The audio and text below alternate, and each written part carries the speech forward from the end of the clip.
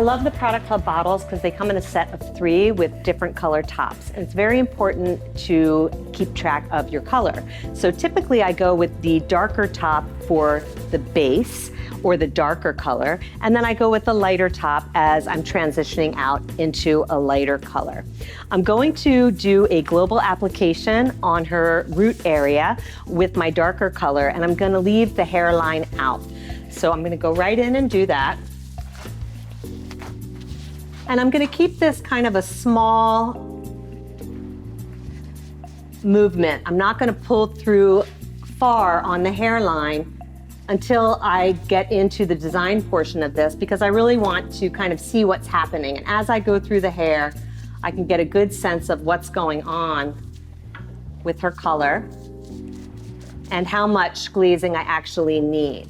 Sometimes glazing is great for corrective work, but it's an awesome tool for design work.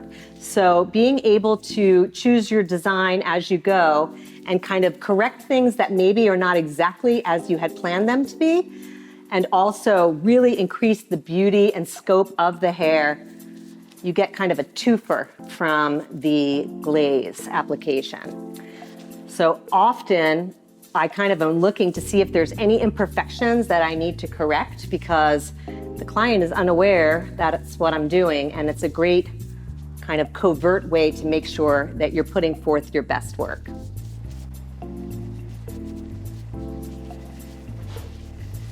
Moving through quickly like a single process application. This formula is about a level 5 on her base.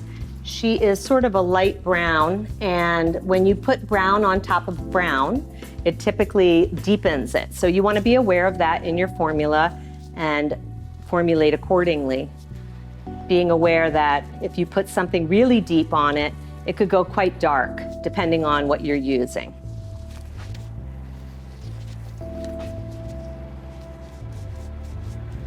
This Product Club bottle is fantastic because the tip is really perfect for sectioning and skimming through the hair.